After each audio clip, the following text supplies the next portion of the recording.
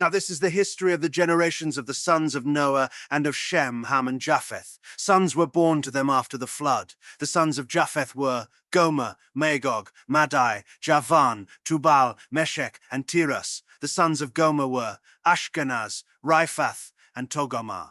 The sons of Javan were Elisha, Tarshish, Kittim, and Dodanim.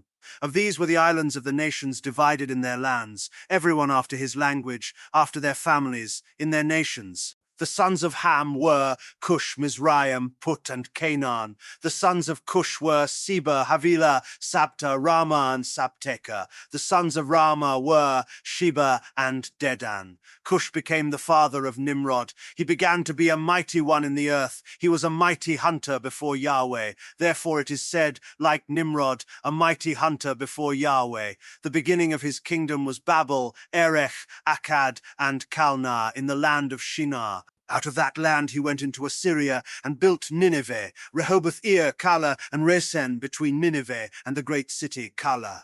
Mizraim became the father of Ludim, Anamim, Lehabim, Naphtuhim, Pathrusim, Casluhim, which the Philistines descended from, and Caphtorim. Canaan became the father of Sidon, his firstborn, Heth, the Jebusites, the Amorites, the Girgashites, the Hivites, the Archites, the Sinites, the Arvadites, the Zemarites, and the Hamathites. Afterward the families of the Canaanites were spread abroad.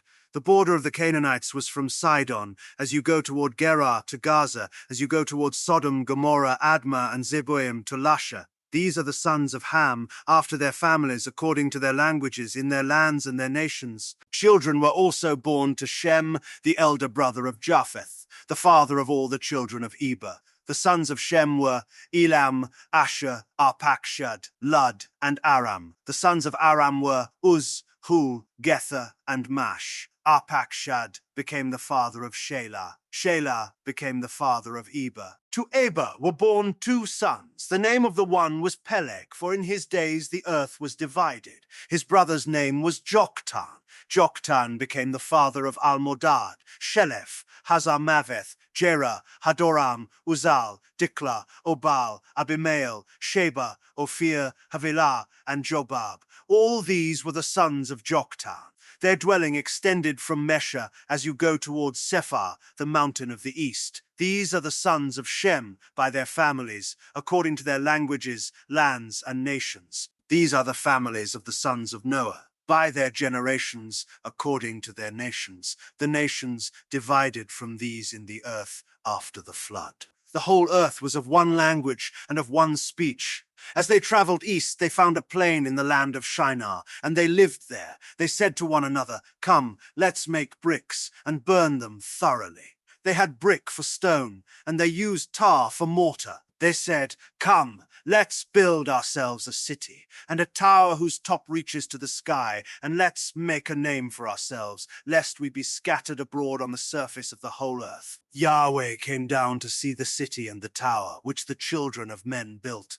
Yahweh said, "Behold, they are one people, and they all have one language, and this is what they begin to do. Now nothing will be withheld from them, which they intend to do. Come, let's go down, and they confuse their language, that they may not understand one another's speech." So Yahweh scattered them abroad from there on the surface of all the earth. They stopped building the city. Therefore its name was called Babel, because there Yahweh confused the language of all the earth. From there Yahweh scattered them abroad on the surface of all the earth. This is the history of the generations of Shem. Shem was 100 years old when he became the father of Arpachshad 2 years after the flood. Shem lived 500 years after he became the father of Arpachshad and became the father of more sons and daughters. Arpachshad lived 35 years and became the father of Shelah. Arpachshad lived 403 years after he became the father of Shelah and became the father of more sons and daughters. Shelah lived 30 years and became the father of Eber.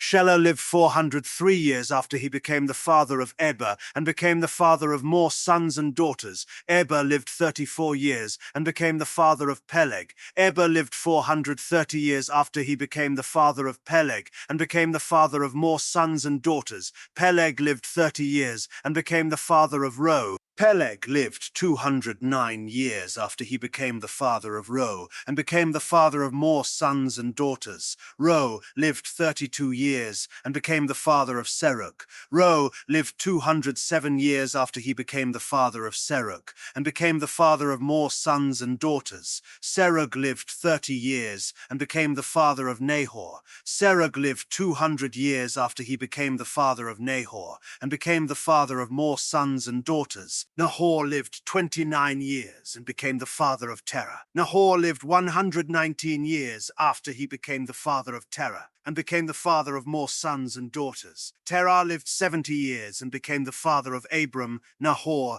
and Haran. Now this is the history of the generations of Terah. Terah became the father of Abram, Nahor, and Haran. Haran became the father of Lot. Haran died in the land of his birth, in Ur of the Chaldees, while his father Terah was still alive. Abram and Nahor married wives.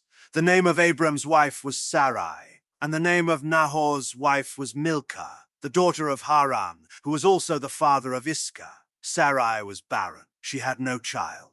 Terah took Abram his son, Lot the son of Haran, his son's son, and Sarai his daughter-in-law, his son Abram's wife. They went from Ur of the Chaldees to go into the land of Canaan. They came to Haran and lived there. The days of Terah were 205 years. Terah died in Haran.